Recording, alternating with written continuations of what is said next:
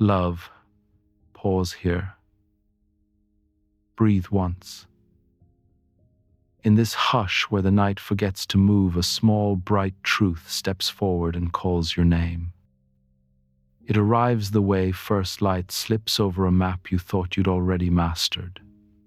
This is that arrival. This is the patient truth that has been waiting at your door, unhurried as stone, sure as a tide that knows when to lift the shore. You have been hauling what was never yours to haul.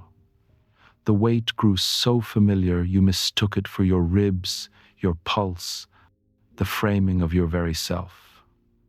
But tonight, inside this holy stillness between what has been and what might begin, you are invited to lay it down.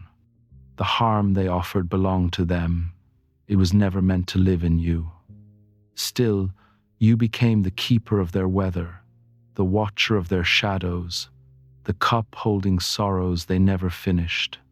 You learned it so young it felt like breath. This taking in, this absorbing, this making their ache your prayer. There is a difference between remembering and inhabiting, between honoring what was and letting it author what will be. You have been dwelling in a house raised by their wounds, sleeping on furniture carved from their fears, peering through panes fogged by their limits. But you did not design their anguish. In the quietest chamber of yourself, you have always known, that tender knowing that surfaces at 3 a.m. when the world is soft and the veil thins, when you glimpse who you could be if you weren't so busy performing who they needed you to become, the shape their damage pressed you into. Truth isn't cruel, though at first touch it can sting. Truth is water finding its level, a bird recalling its wings, a seed finally allowed to split in the dark soil of your becoming. Truth says their story need not be the compass steering the rest of your days. You have been so careful, so exquisitely mindful of their fragility, as if your healing might fracture them, as if your freedom might betray them, as if your joy were an insult to their pain. But your light was never meant to dim for someone else's night. The sun does not apologize for rising. What you have carried has been sacred in its way. The tending, the holding, the effort to mend what love alone could not mend. You have been faithful past measure, loyal beyond reason. But faithful to what? Loyal to whom? To the wound, or to the possibility of wholeness? There is a season when the deepest love is laying down the load that was never yours, when the most sacred choice is to stop living as if their healing must be purchased with your sacrifice, as if their calm requires your endless penance. You have been scripting your life in the margins of their tale, footnoting your dreams with their limits, editing your hopes to fit the borders of their beliefs about the possible. But you are not a side character in the drama of their unfinished repair.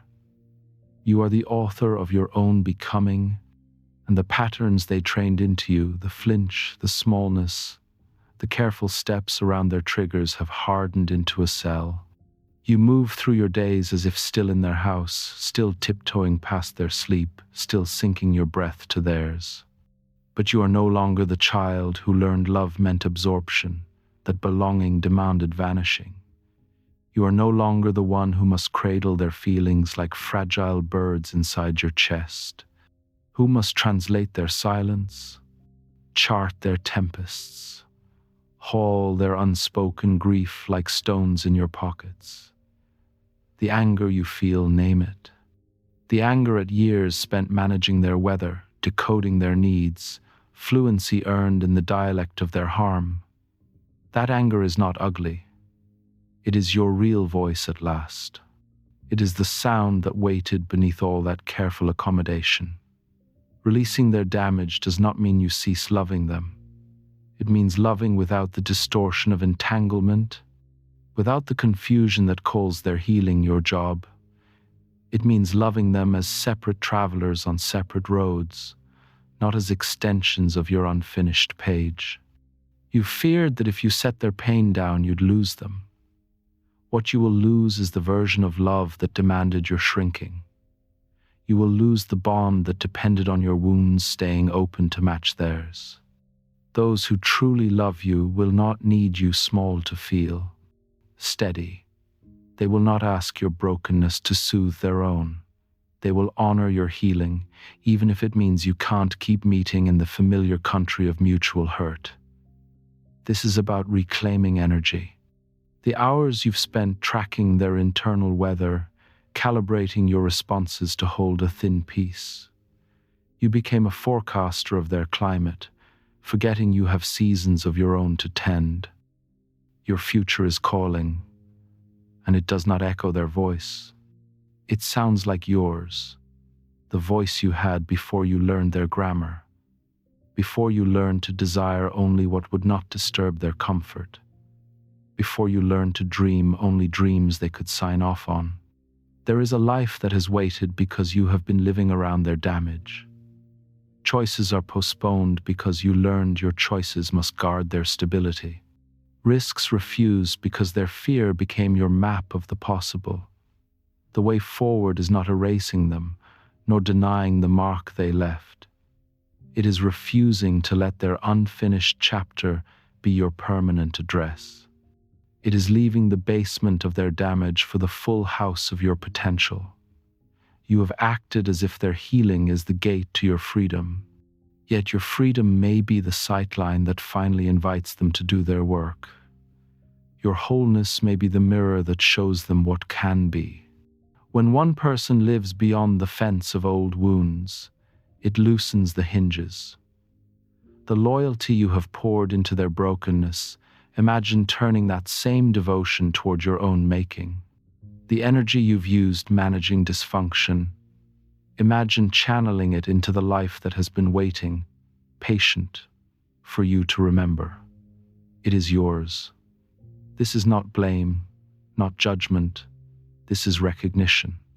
Recognition that love does not require lifting what is not yours.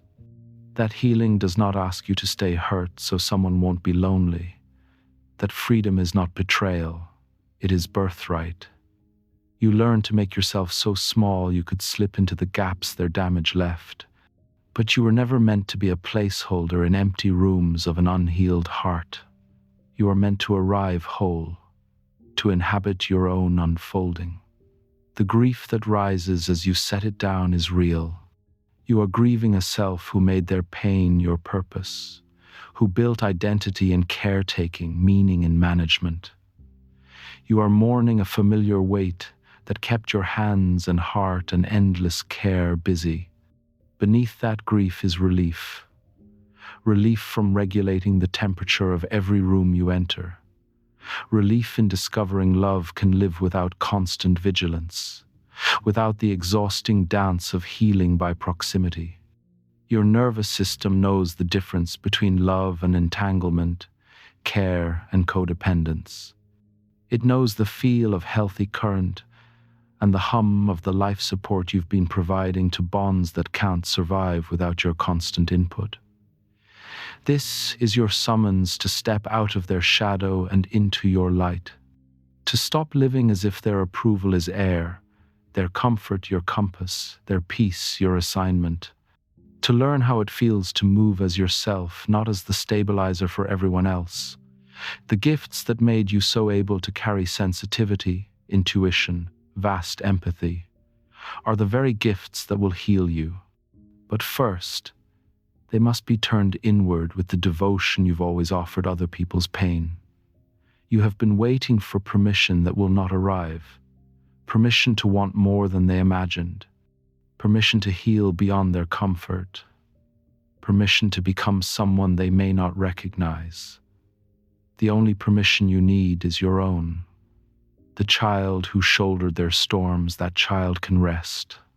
The adolescent who braided your mood to theirs, your fear to theirs, that part can step back from a job that was never age appropriate, never yours. Your future self is calling you on. She sounds like freedom, like possibility, like the song you were meant to sing before you learned to harmonize with their discord.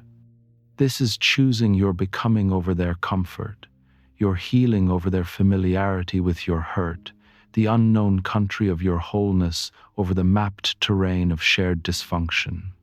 The ones who belong in your healed life will meet you there. They will not need you to carry their damage to feel close. They will meet you in the land of your mended self. And the love will be different, cleaner, clearer, free of the lie that intimacy requires injury. You have practiced presence with their absence, loyalty to their limits, faithfulness to their fears. What would it be to practice presence with your own becoming? Loyalty to your own dreams, faithfulness to your shining potential. The work now is not about them. The work now is you.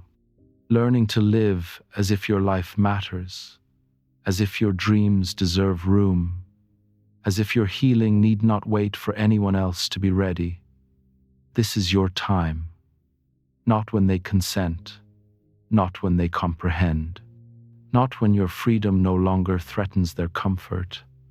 Now, because you are alive, because you matter, the needed truth is here. You are not responsible for mending what you did not break. You are not required to stay wounded to keep someone company. You are not obliged to dim your light so others can stay comfortable in their dark. Your life is calling. Your dreams are waiting. Your healed self stands at the threshold of possibility, hand outstretched, inviting you into what has always been yours, that you are worthy of a life lived fully and freely, in the magnificent whole of who you were always meant to be. This is your moment. This is your choice. This is your invitation to set down what was never yours and lift the life that has been waiting for you to claim it.